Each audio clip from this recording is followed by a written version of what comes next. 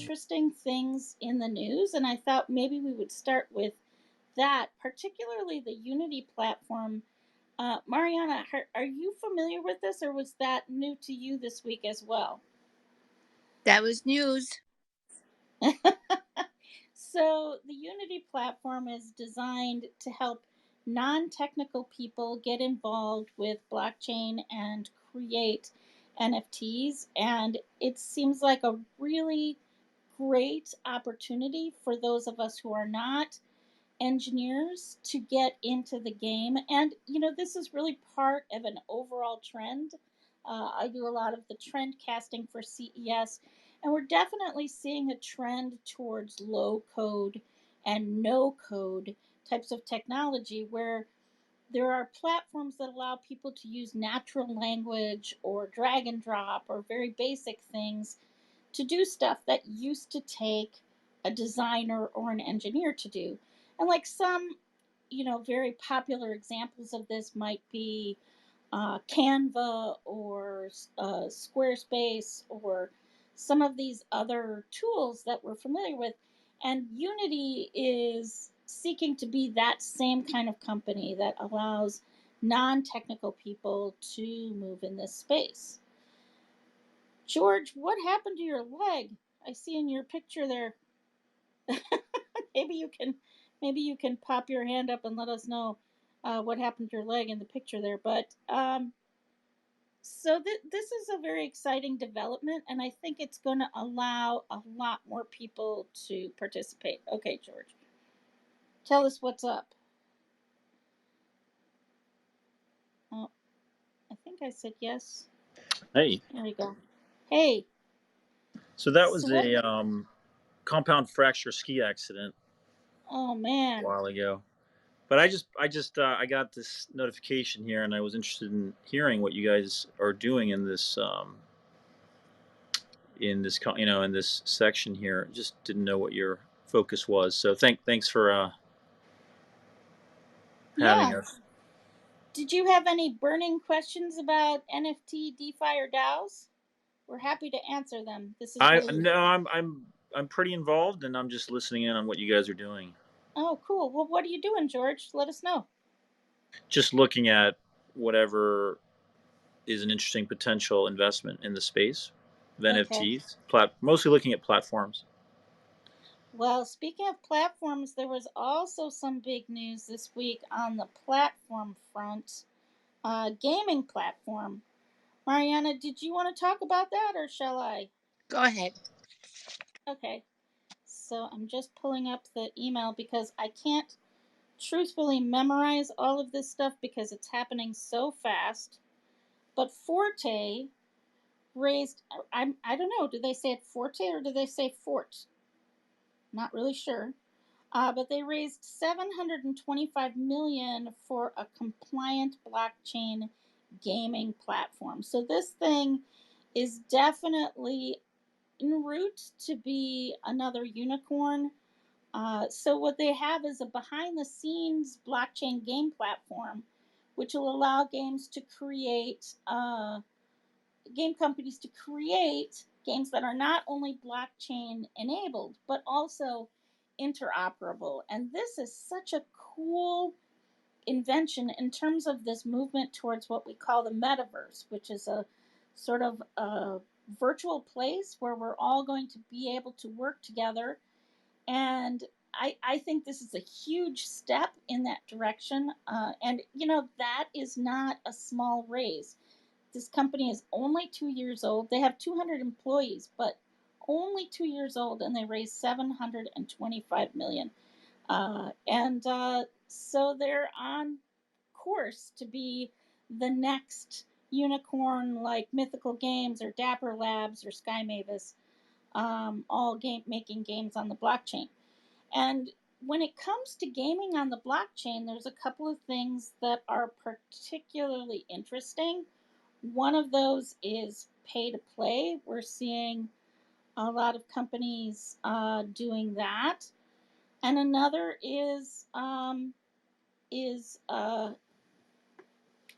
the idea, excuse me, that when you invest on things, in things in this space, you can take money out of the game. You can sell it to somebody else and take it out of the game. And this is a fundamental shift from how games used to work in that space. Yeah, if you look at the that article you're discussing, and anybody can sign up for the newsletter. If you just click on infiom.com, which is the link at the top of this discussion today at the clubhouse, you there is a way to sign up for a newsletter. Clicking that link, please do. We send this out every Sunday, and we've been in innovation, I think, Jeanette and I, for over 20 plus years, but we've never seen a marketplace that is moving any faster than the one we're in. So the news actually really matters. And there's so much news that it's hard to disseminate what's extremely relevant and mission critical and what is just more fodder kind of news, right?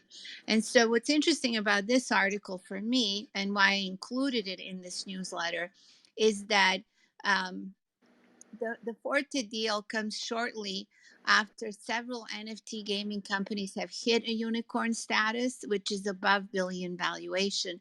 So clearly, Animoca brands, that makes sense. Mythical Games, Dapper Labs makes sense, and Sky Mavis. So I think there are hundreds and thousands of gaming companies that are being developed using NFTs right now. And I think that we will see more and more of these companies being launched, and to have half a dozen of them with a 1 billion valuation already is quite extraordinary for any market. Yeah, I think that's even significantly faster than Facebook rolled out or Twitter or any of these other platforms, isn't it? Well, yeah, this market's faster than any of those in the past. I'm looking at the funding market, the funding for NFTs and NFTs platforms and NFT sales, just NFT sales.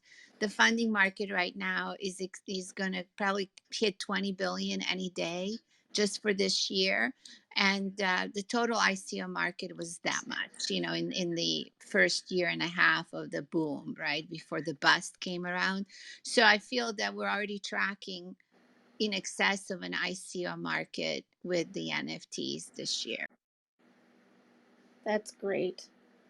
So I think that, like I said, this is all part of an overall shift, not just in the blockchain market, but in the technology market overall, towards a metaverse where people and games and universes are going to come together. And we're going to be able to connect with one another. I don't know that it's going to look like Ready Player One just yet. I'm not sure. For a while, everybody was very wrapped up in the notion of virtual reality being the connecting feature, and I don't really feel like that is going to be the number one connecting feature. I think it's really going to be about uh, the financial connection, the participation connection, the gaming connection, and possibly AR, which is mapping over the real world. Yeah, if you think about all these trends that we're seeing right now with Meta, with proliferation of earn to play games and other apps, with proliferation of crypto sales, whether it's a cryptocurrency or NFTs or DeFi, etc. There's if you step back and you ask yourself, like, how do I participate in this market? This is also very confusing and there's so much going on. I think what you want to consider is that there are fundamentally two big shifts happening. One is really this idea that everybody, all of these games companies, all of the play to earn companies, all of the companies, all the NFT projects, and even cryptocurrencies trading are vying for people's attention. You only have so many hours in the day to do crypto trading. There's so many rooms here on the clubhouse that spend, basically 24/7 talking about what cryptocurrencies are, how to trade them, what's hot, what's not. But how much time does each human have to trade cryptocurrencies? And then how much time do you have to play, play to earn game? And of course, will you be trading cryptocurrencies or will you be playing play to earn game? That's a decision everyone has to make for themselves. Where do they see an ROI financially, and where do they see an ROI just from the perspective of creativity and engagement?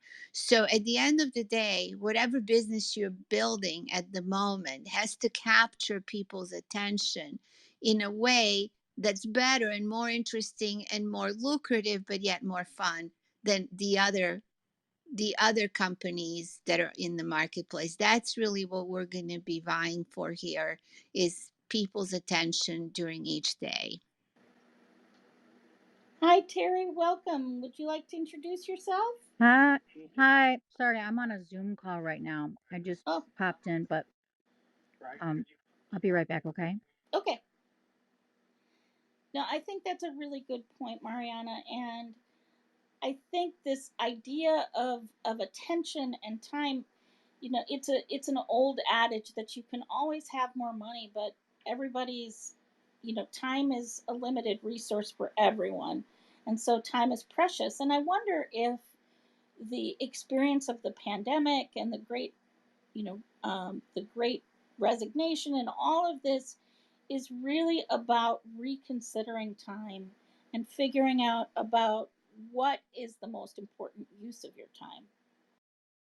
And, I agree with the idea that we should still be building value and building businesses and launching ventures, and that we shouldn't just do an NFT drop and hope for the best, right? After that NFT drop, we'll do some more NFT drops and, get some more value into the network. Yeah, that's all interesting right now. But long term, what are you going to provide that community that you built with that NFT drop that's going to keep bringing them back, and not just back, but engaged with your community? It's not just the value of that NFT that's growing. Yes, that may be very interesting now and in 6 months from now, and maybe hopefully 5 years from now. I'm voting for that, environment. But let's say it isn't. What else will you do once you capture that person's attention that will bring value to them? And yet at the same time bring value to the community and bring value to the economy. Those are the questions that one has to ask now versus, a year from now, 2 years from now, when, the project is not really going in the right direction. Yeah, I think Pascal has a really interesting view on that, view to earn or earn TV. I wonder if we could invite him up to talk a little bit about what you're doing. Are you interested in coming on up, Pascal? Yes, yes. Thanks for your time today, everyone. Yes, actually, we are currently developing the next-gen streaming platform with the possibility to earn rewards for watching content. And after the NFTs for creators and artists, and maybe also after the gaming tokenization, we have the new proposition of and an add value for the entertainment space. We propose to reward producers, to reward marketers, to reward users who will watch content, who will put content in the platform. And also, we will propose a new program for the brands who work with us. We will be an all-in-one platform and maybe a marketplace for the entertainment and the brands. This is a new business model based on skipping ads, based on sharing content, and also based on a transparency with the data. Because actually, we can also perceive that the streaming platform, like the big one, I can't talk about the name, but you know them. Yes, actually, there's a problem of audience and the real audience of the content. And what we want to propose is also a new solution for all this industry. At the end, you will know what is the real audience of your program. in real time. And the blockchain is really the best solution for and the best technological solution for that. And we are confident to launch our platform quickly now. We have a lot of partners in this space, a lot of content owners, and we will soon launch our token, maybe in a few weeks now. And I perceive there's a lot of interest in this space for new media consumption, and we will have this streaming platform in this idea to bring the brands and the users in the same place. It will be maybe the end of the pay TV as we know it, and maybe also the possibility to get rewards like a gift or maybe like a promotion for your best brands. We can compare this solution to a very interesting targeted ad. But this is maybe better because we will have a district ads with the possibility to share your best promotion with your friends. This is what we want to do with 5,000 hours of content with top tier studios and a reward system based on the time spent on the platform. So this is going to be a television watching metaverse where you get paid to watch and you can share opportunities with your friends. Do I have the basic idea? Yeah, we can say this is more about a cityverse approach than a metaverse approach, because a lot of companies tried to develop the metaverse, but actually it doesn't exist for the media space. Metaverse is more for the gaming industry. No? Maybe one day we will develop our solution for the metaverse, but actually it doesn't exist. And yes, we can imagine this for the Web.3. But at the beginning, it will be a new business model for this industry with a total transparency for the data. Yeah, this is a more hard approach. But at the end, if you want to develop a watch party with your friend and our company, it will be possible. The name of our company is Earn TV, and we will launch our token very soon now. Is it more clear for you? Yes, thank you. Thank you very much. JC, did you have a question or a comment? I'm just new here, so I'm just listening and learning new things. Okay, great. Terry, are you able to talk or are you still tied up? As you can probably hear, I'm still on my Zoom call. Sorry. Okay, no worries. All right, so I think let's look at this, earn to watch television, what Pascal was talking about, and all the other functions he described in terms of earning your tokens, right? And we started this discussion today. Jeanette, you started it with, earn to play. And we can imagine now that you are basically spending your time in crypto. If you spend any time on the Clubhouse, and I have spent some time on the Clubhouse, you're actually going from room to room and learning how to invest in cryptocurrencies, learning how to follow I would say, the swings in the cryptocurrencies. There are rooms that talk about how should you trade today, your Bitcoin or some other currency, and why should you, sell or buy, and what are the indicators surrounding that. So kind of investor trading way of getting you involved into earning revenue in the space.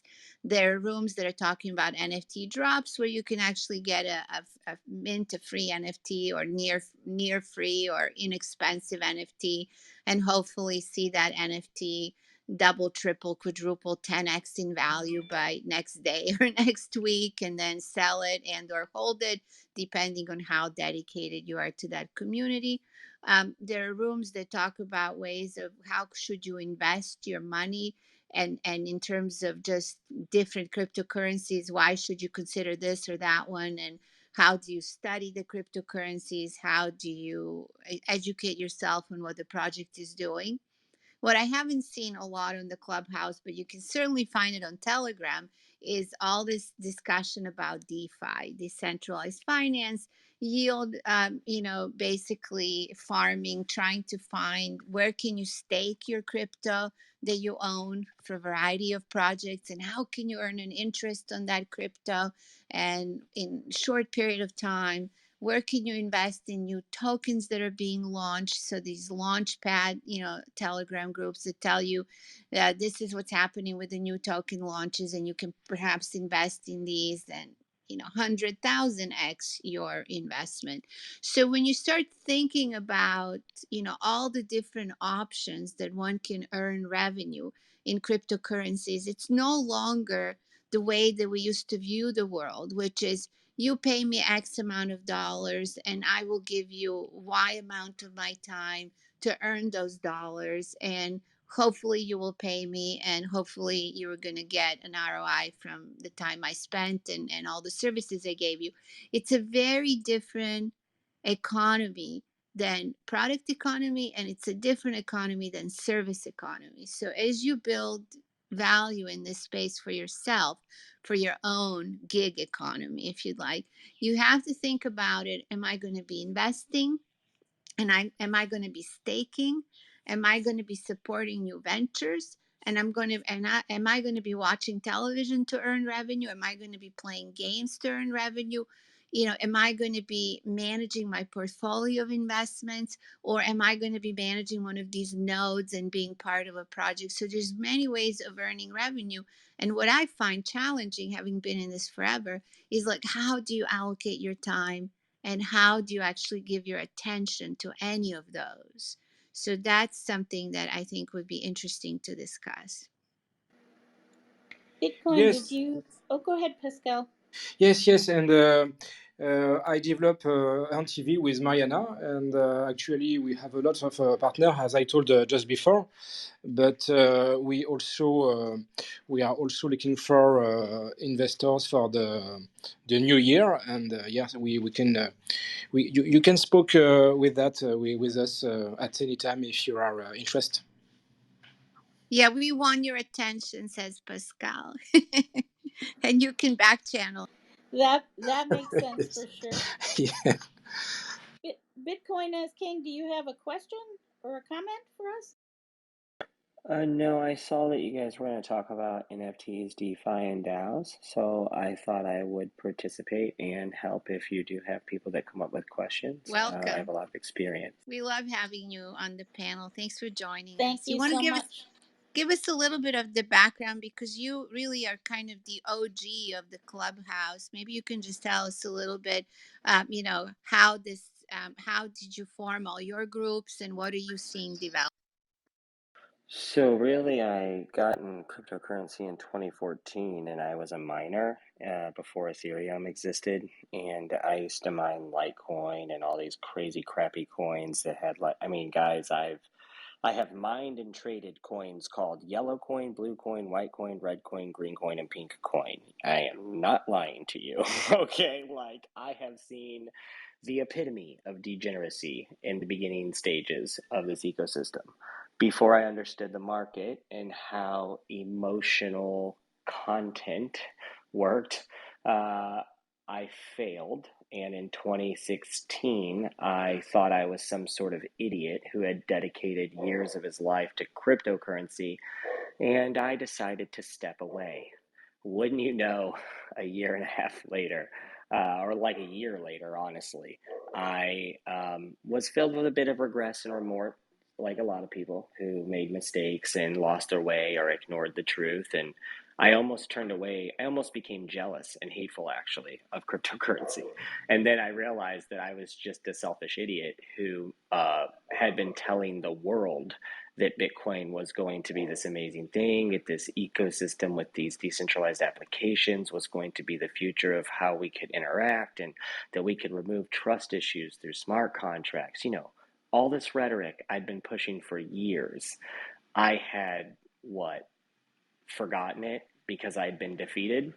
So I decided that mining had gotten so difficult at the point of which the hype of the market happened that I knew if I could find a way to bring myself back to the potential that I had before I capitulated out of the market, that maybe I could have another shot at a future in cryptocurrency. So I decided this time, instead of spending money on building miners to mine with them, I would build miners and I would sell them. And the money that I made selling the miners, I would use to learn how to trade. And it cost me a lot of money and a lot of sleepless nights. And it was very hard and painful because I didn't have a lot of guidance.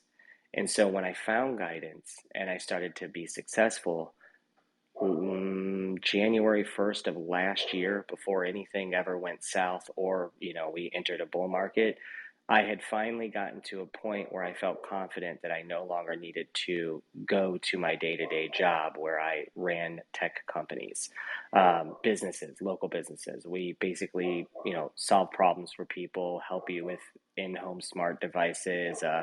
Old lady pays $500 to a hacker and they lock up her hard drive. She brings it to me. I unlock her hard drive, right? So this is the kind of thing that I did for many years. And January 1st of last year, I just told my boss that I thought I was going to go ahead and just be a full-time crypto trader. And then, of course, everything went fantastically. I know how to short. I know how to long. I was able to short and I was able to get longs toward the bottom because of the technical analysis. When that happened in March, I knew that I was about to be blessed, right? I think we all did, kind of knew what was going to come. And by October, we were all believers, right? Well, I come to ClubHouse to find other traders. And instead, I find maxi rooms of people who are kind of being misled and they're fearful. And I tried to explain to them the analysis and why they shouldn't be fearful and the kind of opportunities they could look for. And I was yelled at, I was cussed at, I was kicked off stages, I was treated like shit. And my name is Bitcoin is King. And I was treated like shit, right?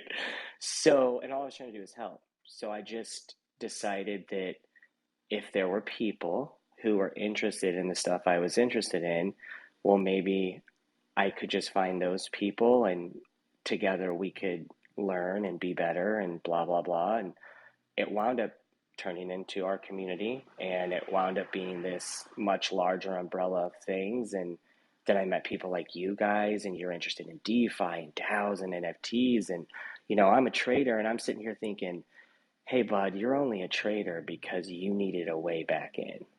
You are a technology expert who wanted to bring blockchain opportunities to people. You wanted to show people how they can utilize this technology to alleviate some of the strain of the real world, and how maybe, just maybe, if they're lucky and they are strong in their heart, they might escape the system through it.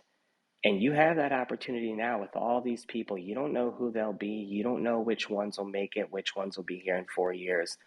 But you owe it to yourself to give back everything you've received.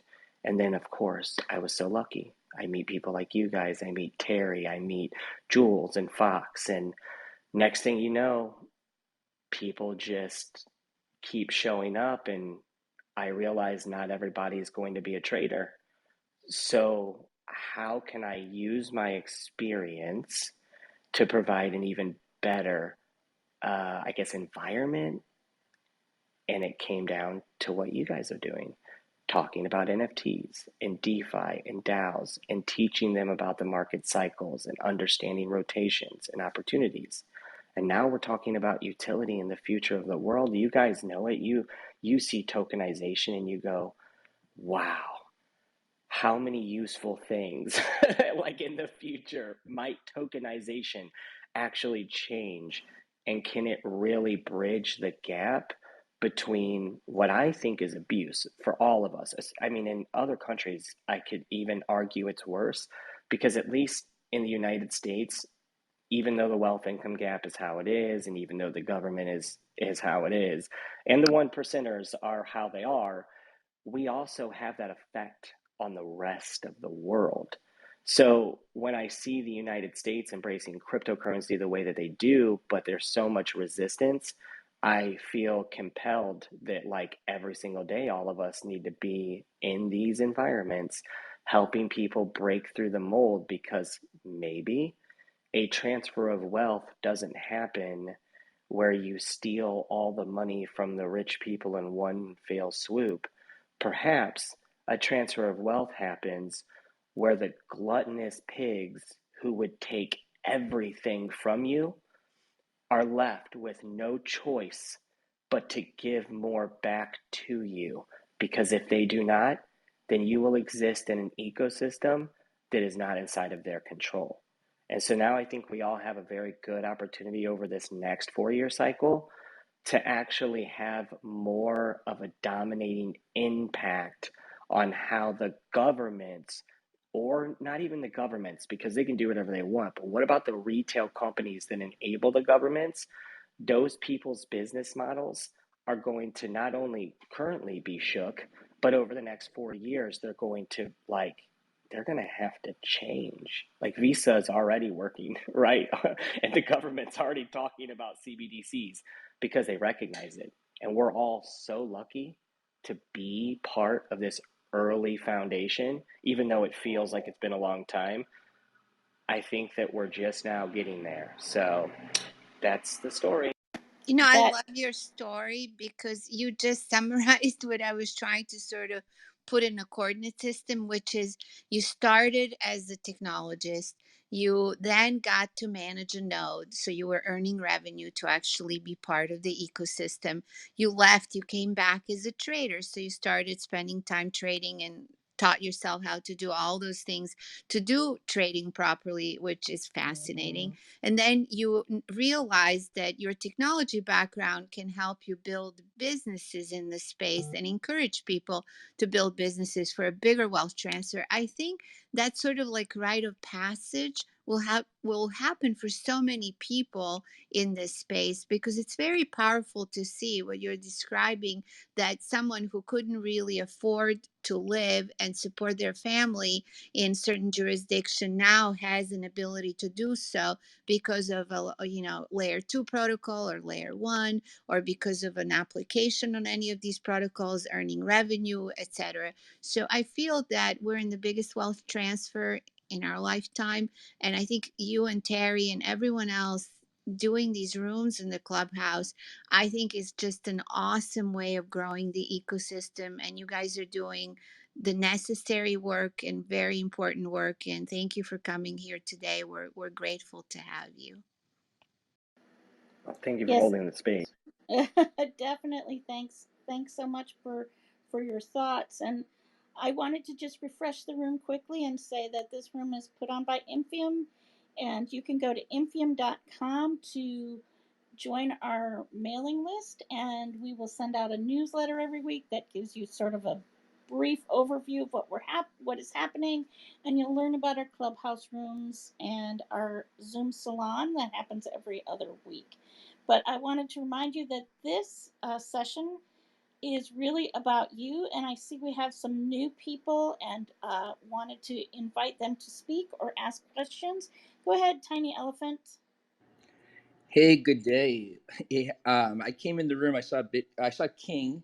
Nice to see you, buddy. I saw you change your name a little bit for a while, um, to Solana. I hope I can bring this up in this room.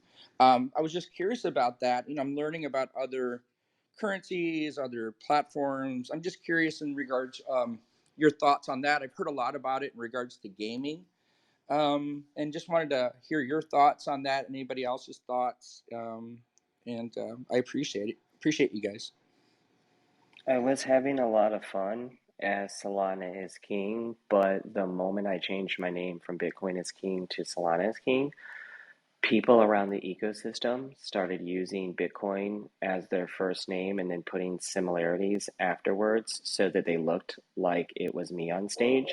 And they weren't using my current NFT directly, but they were using NFTs from our collection and the Fox collection And there were a couple people reporting to me that people were taking stages and made clubs and used our NFTs for the images of their clubs.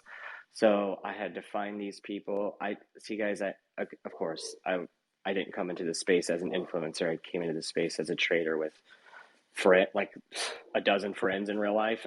You know what I mean? Like I'm a dad. Like I don't have like a bunch of friends. I got like one best friend, and I got like I guess 10 people I could call, but that's all of us who have kids. You know what I'm saying? And then family, like you take care of your family. You don't think about like popularity. And so whenever I like things that I used to be able to do, like have fun, I I can't do them in the same way, or else people start trying to take advantage of members of my community. So now I have a different responsibility where I'm obligated to keep this name, because if I were to try and change the name, even though you guys would openly accept my name change, it still puts people who are newer in the space or newer to our communities at risk of being taken advantage of from somebody who tries to impersonate me. And so, with that being said, I love Solana. It's my favorite blockchain, and Engine is my second favorite blockchain for gaming. The only reason Engine is behind Solana to me is because you still do a lot with Solidity on Engine, and that's okay because you can build in Unity and blah, blah, blah. But you can build natively with Rust on Solana. So when it comes to higher throughput gaming or robust clients or APIs, you're going to be able to program things in Rust, and it's going to be far more interoperable throughout the future for gaming. Right. And I imagine you know about Polkadot and Kusama, right? So I assume that when Engine becomes part of the Polkadot ecosystem, being able to wrap NFTs with Efinity will allow us to have a little bit more like cross compatibility, and Right. then maybe Engine. So here's my plan. Right now, we've built our game structure and model, and we're using Solana. But ultimately, I would like to build two more games, and each game is going to tell a different like a different part of our story's history. And the second game, I would like to make it a little more simplistic, but far more interactive on Kusama. But then the third game that I plan to do would be a faction-based war game, and Right. that would be more real-time strategy like Command and Conquer. And Yeah. I hope to have that on Engine. Yeah. So does that make sense? The reason I brought it up, King, is because I live out here in LA, and I've had a few NFT meetings, and Solana just keeps on coming up. I'm new to Solana, right? So, I just purchased some, and I'm just kind of learning about it. I learned about it from my social media guys at a startup I was at. So the other question is this: is that how? Okay, forgive me, I'm learning a lot of this stuff, right? So No, in no, regards you to, don't have and to ask for forgiveness. You can I ask know, right? anything Yeah, here. Go I'm ahead. here searching knowledge, right? So check it out. So um, in regards to Ethereum mining and Bitcoin mining, is there such thing as Solana mining? Or am I crazy? Or where does that happen? And where does that happen at? No. So Okay, a is that lot because of of proof of these stake, proof of work thing? stay Okay, yeah, correct. copy. But there's a very important thing to understand about Solana, and it's actually really good for DeFi and DAOs because of this. This is why we like Solana. I have created a DAO. We do have the Raft DAO, and our collections will start paying into that DAO, and that structure will be initiated where payments start getting donated and used basically starting January. We are building a proposal structure, and my DAO is a little more complicated than the average DAO because I wanted to try and find a new utility inside of DAOs.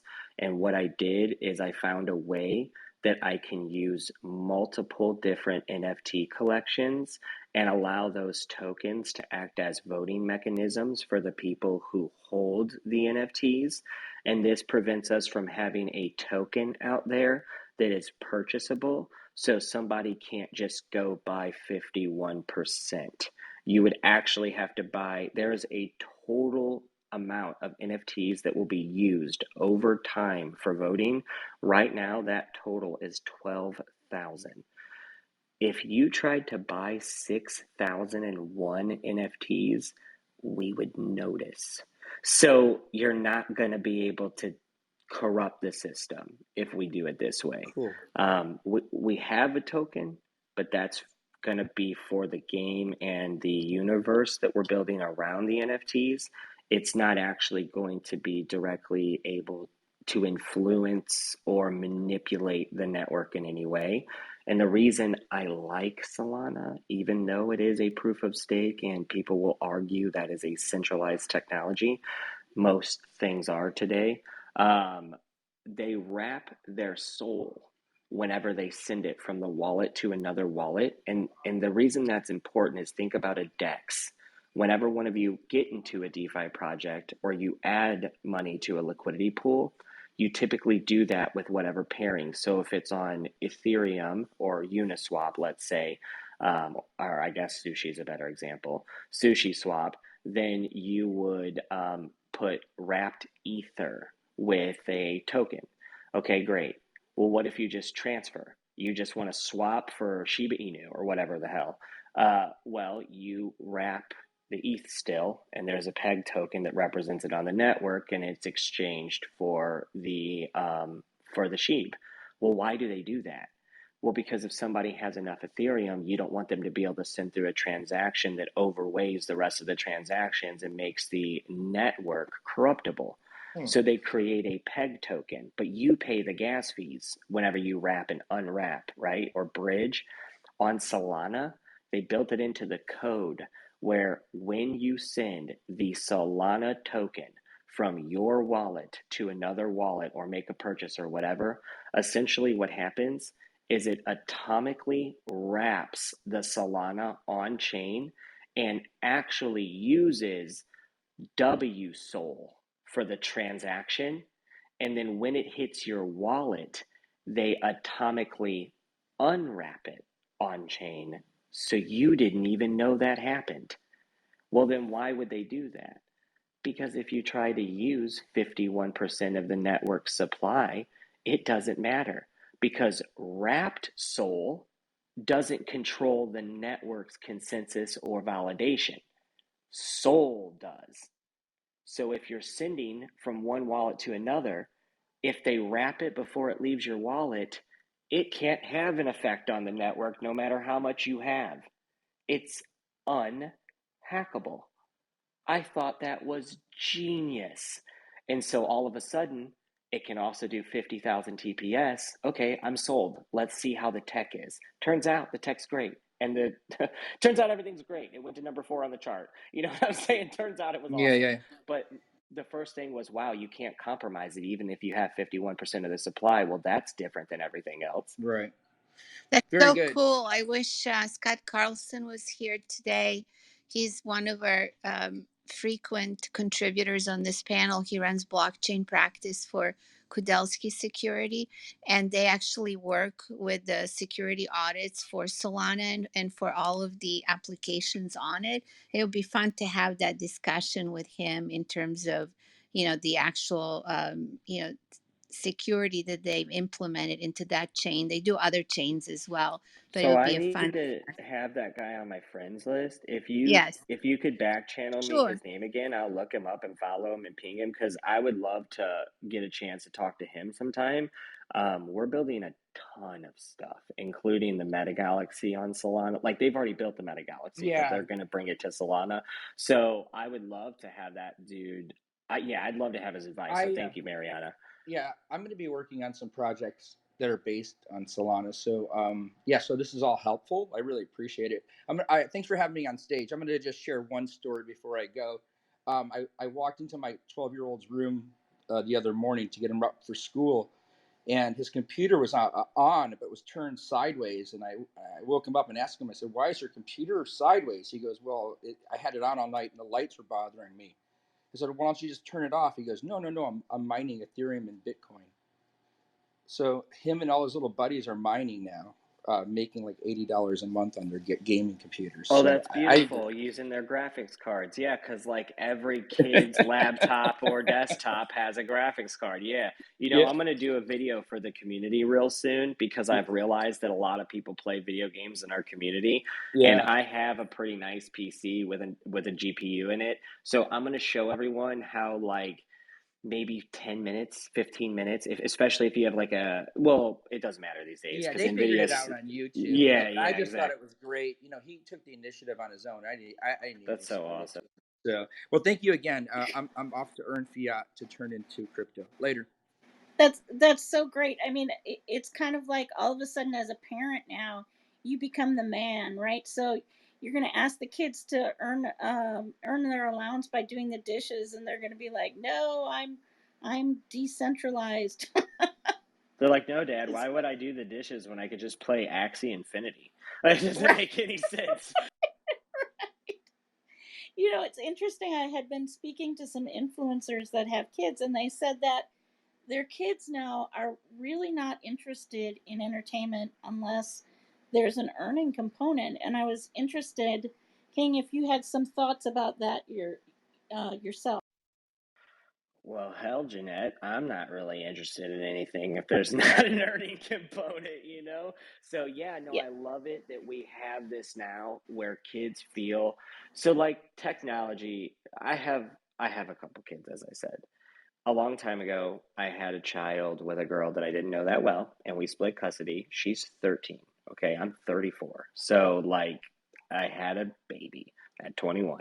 And I also have a 4-year-old. Well, she'll be 4 December 10th. So, I have seen this gap. My stepdaughter's 8, but I think I mean, she's right in the middle, so she qualifies, right? So I've seen this gap where the 13-year-old who really got in on Roblox like heavy, heavy when she was about 9, my 4-year-old, she's on it. Like she can't read, but she identifies letters and words and colors like pretty good. So she gets it and she just goes hard on it. And then she tells me sometimes, like, because I do the daily live stream, and I'll see her watching like a 10-year-old girl playing Roblox on one of her YouTube Kids videos. And I'll say, "Do you like that?" And she'll say, "Yeah, I want to do that." And I'm thinking, of course, like when you can read and you're able to like actually put this stuff into like the universe, like, sure, I'll sit there and support her doing that, like I'll give her that opportunity to like express herself in that way. And I think that's really where we're doing the service is it's not like it's like we're encouraging them to embrace technology where it was almost discouraged with me, when my father sees, which again, long story, but when he sees my current position, he actually like goes back to when I was 15 and he expresses like regret and remorse because he tried to limit my access and ability to use the internet. Now, little did he know, he never limited me once, but he didn't understand the depth of what I could do with computers and how I understood technology until I graduated high school a year early because we made an agreement that I would fix their telnet servers and their open SSH on their Linux server if I could have the credit and a half that would let me get out for, at April or whatever. So I didn't even have to finish high school because I made an agreement with the IT department to fix some of their security gaps. Okay. And I was 17.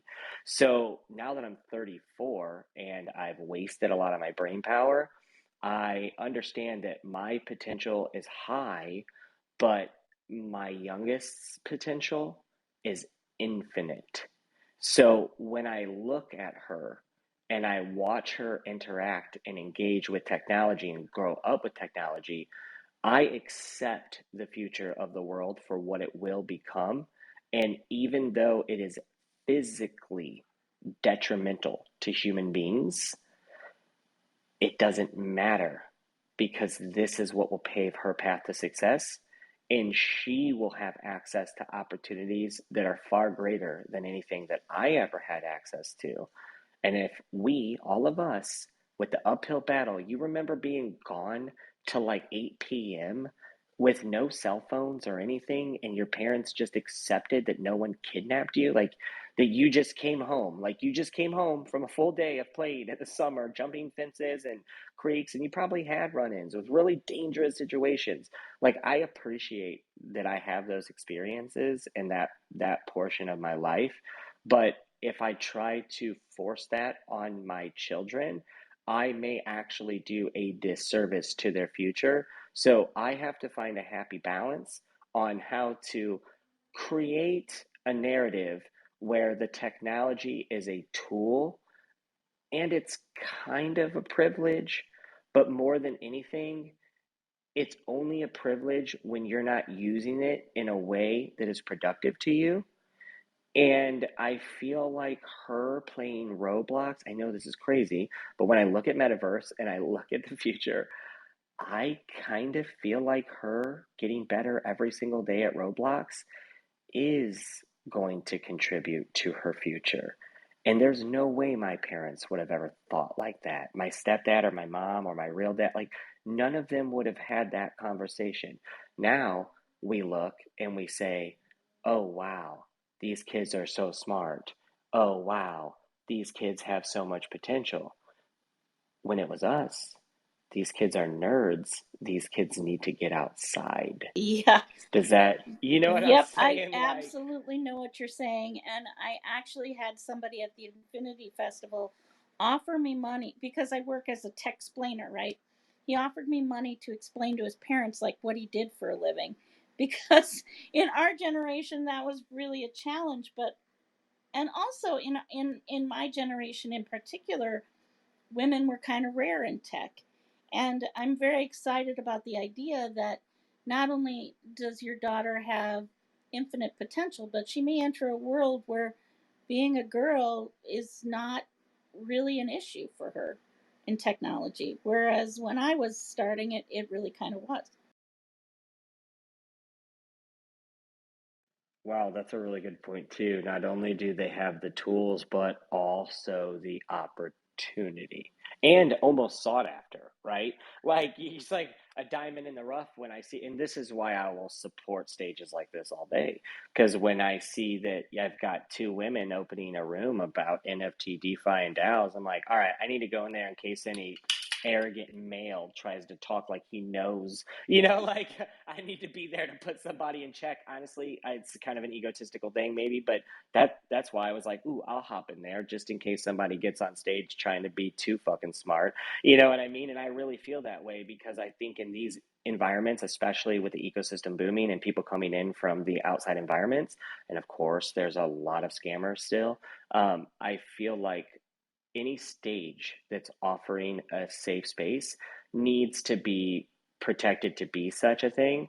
And so I'm like really like I enjoy that this is the topic of the room. I enjoy that this is your guys' approach and how you want to spread your knowledge or influence, and this is your onboarding method to say like, hey, I know cryptocurrency is kind of crazy, and I know you've heard these buzzwords, NFTs, DeFi, and DAOs, and you probably have felt some sort of FOMO about learning about them, but it's been intimidating. So here we are to offer a less intimidating space for you to talk about those things because we also want to learn about those things. And I really just want to encourage this sort of behavior. So I appreciate what you guys are doing here and your open-mindedness to, I figure you'd be good with young people. Like, it doesn't matter if it's kids or nieces or nephews. It's like, when you get into crypto, you start looking at opportunity cost. And as an adult, you're able to really assess your risk to reward. And you also know what your potential is and your limitations due to your current education, your life experience, your age. Your age is your limitation in some instances because how much time do we have left? And I think it's awesome when we can look at our younger generation and say, oh, this is what I'm to cultivate them for. This is like we're kind of the forward thinking middle-aged group of people. We're the Gen X and the millennial generation that is thinking, okay, how do I secure this? Because if you missed out on Bitcoin at an early age, you might not have the opportunity to buy a crypto that's going to provide you generational wealth. It doesn't mean that others won't be great and that Bitcoin, I shouldn't say that like a maxi, but we all know that people who bought Bitcoin in 2010 and held it, they got generational wealth. You know what I'm saying? Like, it is what it is. If you bought $1,000 in Bitcoin back then, you have billions of dollars and it's only going to appreciate over time. So with that concept, I think a lot of us subconsciously know that yes, we can get something that is generational.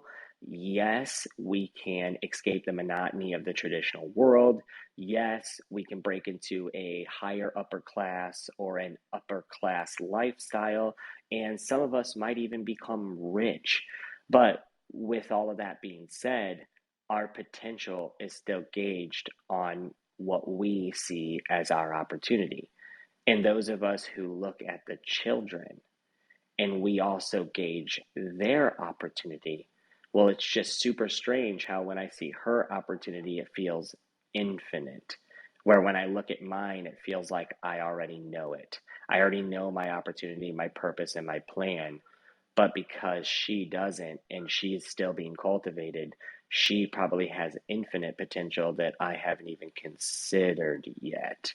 And as long as we're being open minded about that, and we're not just letting them be completely unhealthy, I think that encouraging their interactivity in these meta spaces, like Roblox in particular, is probably going to be one of many things we expose to them that sets them up for success. And for me and you, Jeanette, we were told that it would set us up for failure. That's just So so true. crazy. So true. My parents still ask me every time I talk to them, "Do you have money? Are you doing okay?" I'm like, "Yeah, Mom, I'm good." You're Because like, I got assets. Like, yeah, what are you talking about? I could take a right. loan, Mom. But Yeah, I'm but good. Did you thank you. buy Bitcoin? No. All right, have fun staying poor. No, I'm just No, kidding. To your no. parents. All right, have fun staying poor. But I do appreciate that you recognize what we are trying to do here, because I think being arrogant and pretending like you know everything is a choice, and that works for some people, but that is certainly not our approach. And we like, hopefully, like your kids, we're approaching this with a healthy sense of curiosity, and I think that's what really moves this space forward. And I'm going to use that as sort of our wrap up for today and just say thank you so much for being with us today. Go ahead and go to Infiom.com. It's pinned to the top there. Join our mailing list so you know what we've got going on. We are super excited to not only talk to you, but listen to you and hear what you have to say, hear your questions, and hear how we can help. So, Mariana? Thanks, Jeanette. Awesome room today. Thank you, Bitcoin is King and Pascal, for joining us. Tomorrow, we're actually talking about how venture capital industry is changing in terms of funding and liquidity and other things that are going on at the moment. There are quite a few articles we sent about this this last Sunday. I think Christian has some differing opinions than me, so it's going to be fun discussion. He's our panel member and a VC. And so join us tomorrow if you're thinking of launching a company or growing basically a unicorn in this space. What are some things to think about when seeking, if at all, venture capital? So thank you. See you guys tomorrow at 1:30 p.m. Thanks, everybody. Thanks, Mariana. Thanks, Janet. Bye bye. Thank Thank you. you. Bye bye. Bye. Sounds like I'll see you guys tomorrow. See Goodbye. you tomorrow. Thank See you you. tomorrow. Thanks a lot.